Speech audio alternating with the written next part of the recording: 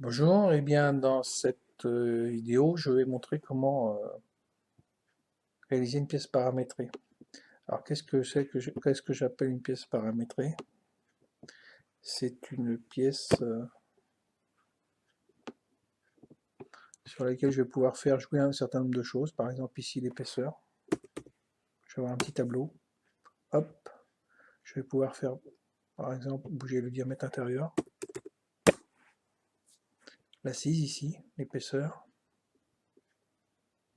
Je vais mettre 20. Hop, les trous vont se paramétrer en même temps. Et puis ici le nombre de trous, si j'en veux 4, voilà, ou si j'en veux 9.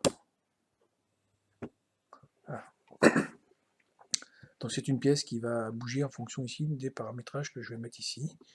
Et puis ici, si je veux des chanfreins moyens, gros, ou si mon épaisseur est petite, par exemple petit.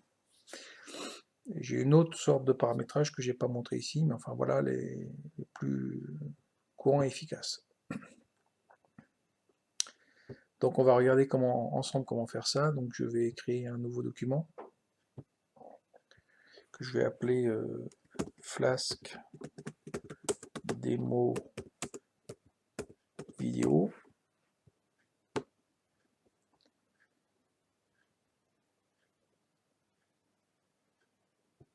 Je vais tout de suite mettre les unités correctes. Units, je vais mettre ça en millimètres. Et même si je n'utilise pas, je vais mettre tout de suite kilogrammes. Je vais travailler dans le plan frontal. Et je vais commencer par faire une esquisse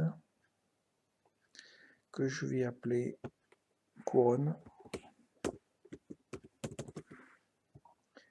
Esquisse qui va être constituée de 2 cercles concentriques pour faire une extrusion. Donc un premier que je vais mettre à 100 mm.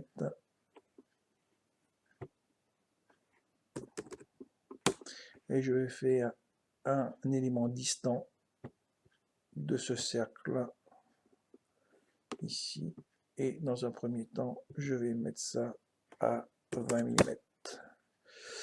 Voilà, ce qui va me permettre de faire ici une extrusion de cette esquisse et sur une épaisseur de 10 mm et je vais l'appeler extrude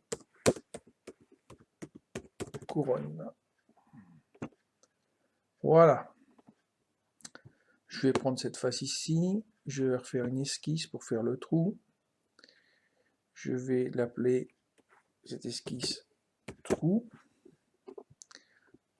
Je vais faire un élément d'esquisse, un petit segment entre ici et ici.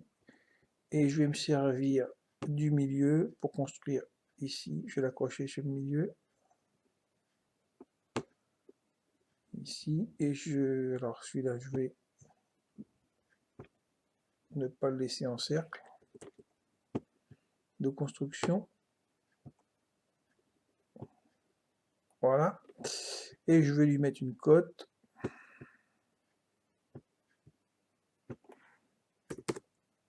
de 10 mm. Pour en faire un enlèvement de matière, donc un remove de ça jusque à la face suivante. Donc j'ai mon premier trou, il va falloir maintenant que j'en fasse une répétition.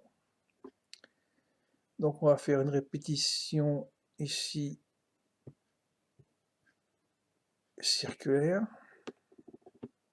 Donc l'axe de révolution, on se doute bien que c'est voilà, un des cylindres. Et ici, attention, moi je l'ai fait avant, donc par défaut, il n'est pas sur pattern. Il est sur part pattern. Moi je veux ici le trou, donc c'est un feature pattern. Et donc je vais sélectionner le feature pattern qui est là. Voilà. Et je laisse à 4 trous répartis également sur 360 degrés. Donc ici j'ai une pièce qui n'est absolument pas paramétrée. Donc pour paramétrer cette pièce ici, on va aller dans la Configuration Panel et on va ajouter ici une configuration de variable. Alors je vais le faire variable par variable pour répéter la chose. Donc la première chose que je vais varier, ça va être le diamètre intérieur, que je vais appeler dint. C'est une longueur. Par défaut, je vais la mettre à 100, avec un minimum de 50 et un maximum de 200.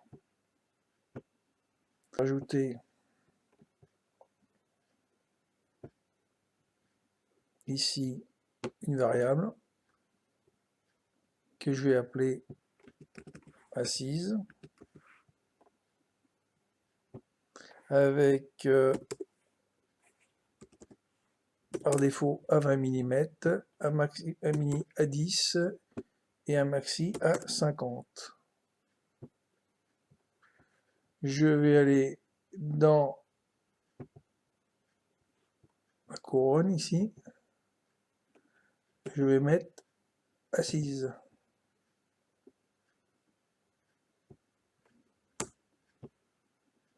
Comme ici, j'aurais dû avoir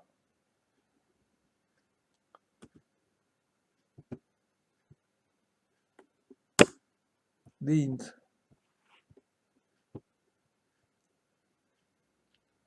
Donc ici, si je mets 180, ici 40, ça marche.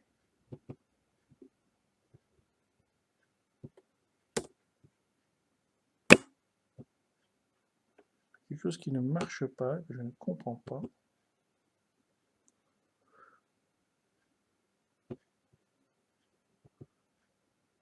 Pourquoi ici? Ici.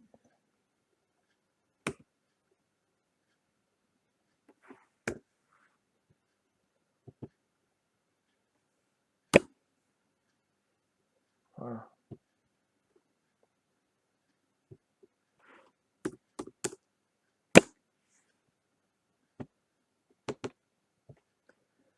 Ça marche.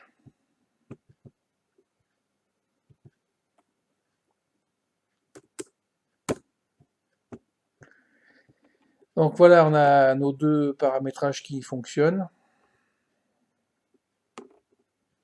On va rajouter le nombre de trous.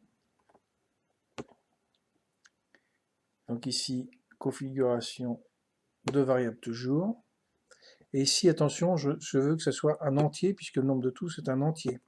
Et je vais l'appeler NB trou. Alors, décidément. Voilà. Avec par défaut, je vais mettre 4 trous. Avec un minimum de 2 trous et un maximum de 20 trous. Voilà. Et donc là, vous avez compris, on va aller dans le circular pattern, on va l'éditer. Et ici, dans l'instance, on va frapper NBTrue. Voilà. Voilà. Et ici, on va vérifier que si on met 6 trous, voilà, on a nos 6 trous.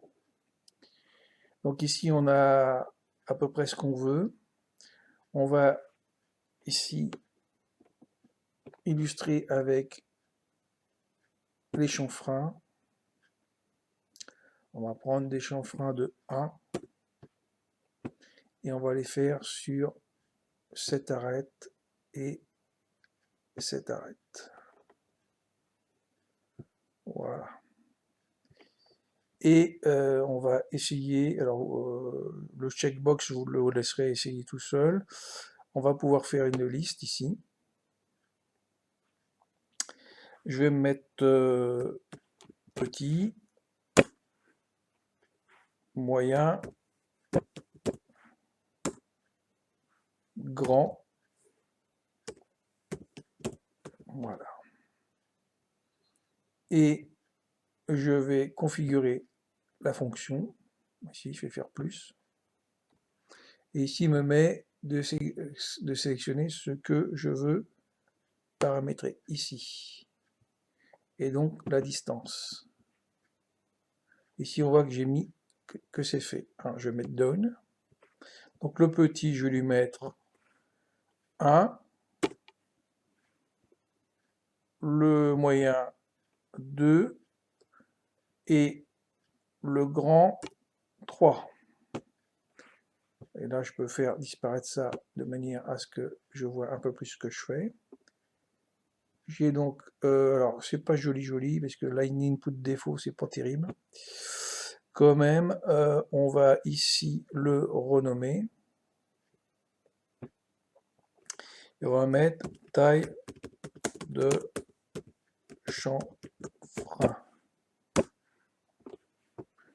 Ici, je vais rebaisser et on va ici pouvoir voir petit, moyen. Voilà, on voit les chanfreins qui augmentent et si on fait gros, voilà, avec forcément, si on met une incise de 40, on va avoir une voilà, pièce plus large et tout suit, on a quelque chose qui est cohérent. Donc voilà, c'est pas très difficile, bien sûr, quand on le sait, c'est pas difficile, mais on peut arriver à faire quand même des choses sympathiques rapidement.